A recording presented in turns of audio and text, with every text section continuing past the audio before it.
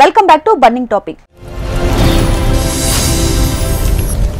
గల్వాన్ ఘటన తర్వాత ఉద్రిక్తతకు నిలయంగా మారిన సరిహద్దు సమస్యను పరస్పర విశ్వాసం, గౌరవం, సున్నితత్వంతో పరిష్కరించుకోవాలని నిర్ణయించారు భారత ప్రధాని మోదీ, చైనా అధ్యక్షుడు జిన్పింగ్. అమెరికా అధ్యక్షుని సుంకాల యుద్ధం నేపథ్యంలో ఇద్దరు నేతల కీలక భేటీ ఇరు దేశాల మధ్య సంబంధాల పునరుద్ధరణకు బాటలు వేస్తుంది. పరస్పర విశ్వాసం, గౌరవం, సున్నితత్వం ఆధారంగా ముందుకు వెళ్తామని ప్రకటించారు ప్రధాని మోడీ. చైనాకు భారత్ చక్కని మిత్రదేశంగా మారుతుందన్నారు అధ్యక్షుడు జిన్పింగ్. డ్రాగన్, ఏనుగు కలిసి నృత్యం చేయాల్సిన సమయం వచ్చిందని హర్షం వ్యక్తం చేశారు.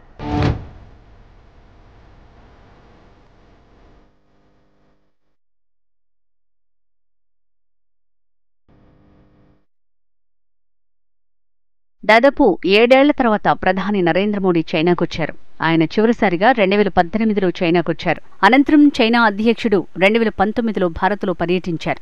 ఆ తర్వాత 2020లో లద్దాఖ్ సరిహద్దులో భారత్, చైనా సైనికుల మధ్య ఘర్షణతో ఇరు దేశాల మధ్య దౌత్య సంబంధాలు పూర్తిగా దెబ్బతిన్నాయి. వీటిని పునరుద్ధరించే అంశంపై సైనిక, దౌత్య అధికారుల మధ్య పలు దఫాల్లో చర్చలు జరుగుతున్నాయి. మరోవైపు అమెరికా అధ్యక్షుడు డొనాల్డ్ ట్రంప్ సుంకాలతో భారత్పై విరుచుకుపడిన నేపథ్యంలో మోడీ చైనా రాక ప్రాధాన్యత సంతరించుకుంది.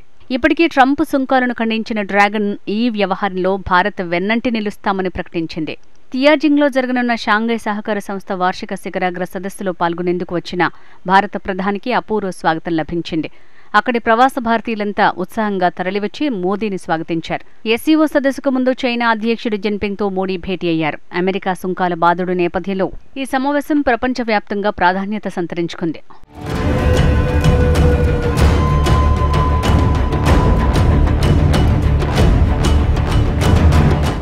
చైనాతో సానుకూల సంబంధాలు కొనసాగించేందుకు భారత్ కట్టుబడి ఉందన్నారు ప్రధాని మోడీ.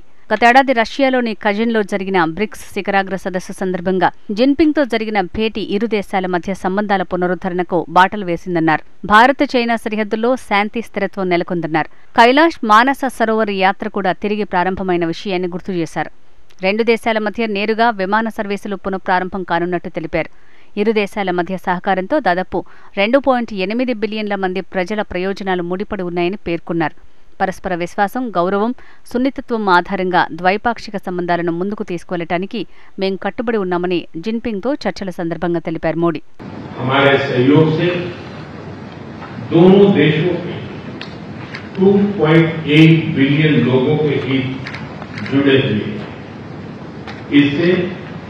पूरी मानवता के कल्याण का मार्ग भी प्रशस्त होगा. परस्पर विश्वास, सम्मान और संवेदनशीलता के आधार पर हम अपने संबंधों को आगे बढ़ाने के लिए प्रतिबद्ध हैं. ప్రధాని మోడీని మరోసారి కలవటం తనకెంతో ఆనందంగా ఉందన్నారు చైనా అధ్యక్షుడు జిన్పింగ్. భారత్, చైనా స్నేహంగా ఉండటం సరైన నిర్ణయమన్నారు. ప్రపంచంలోనే అత్యధిక జనాభా కలిగిన 2 దేశాలు గ్లోబల్ సౌత్లో ముఖ్యమైన సభ్యులని పేర్కొన్నారు.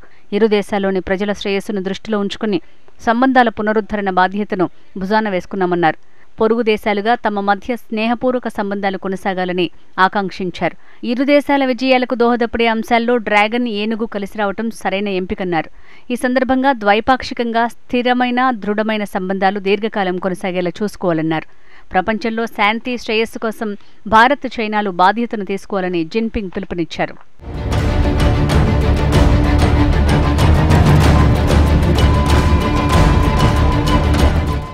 ఇరు దేశాల బంధాన్ని కేవలం సరిహద్దు వివాదం కోణంలో చూసే ధోరణిని వీడనాడాలని నిర్ణయించారు భారత్, చైనా అగ్రనేతలు.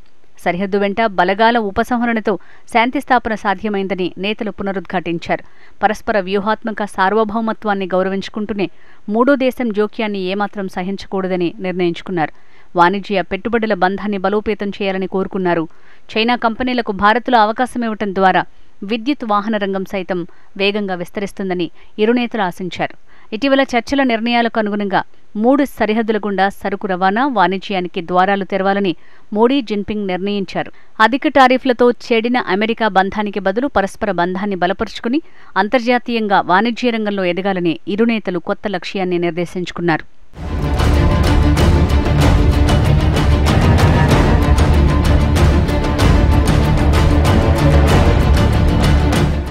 భారత్ చైనాల మధ్య శాంతి సుస్థిరతలు పరిఢవిల్లాలంటే పంచశీల ఒడంబడిక సూత్రాలను అవలంబిస్తే సబబుగా ఉంటుందని జిన్పింగ్ వ్యాఖ్యానించారు.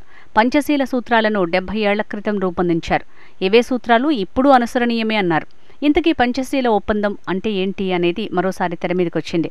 1954 ఏప్రిల్ 29వ తేదీన భారత్ చైనా అనుసరించాల్సిన విధానాలను 5 సూత్రాల నియమావళిగా రూపొందించారు. వీటిని పంచశీల సూత్రాలు అంటారు.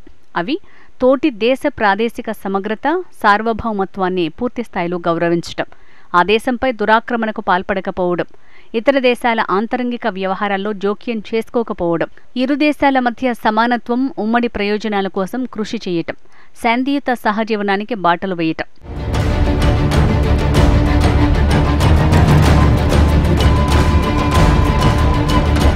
2020లో గాల్వాన్ లోయలో చోటు చేసుకున్న ఘర్షణల తర్వాత భారత్ చైనా సంబంధాలు మళ్లీ సాధారణ స్థాయికి రావడానికి ఈ భేటీ తోడ్పడుతుందని నిపుణులు భావిస్తున్నారు.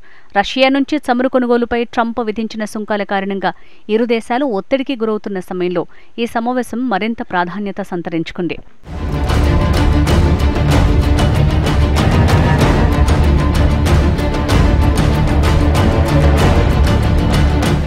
బర్నింగ్ టాపిక్ లో మరో షార్ట్ బ్రేక్ తీసుకుందాం.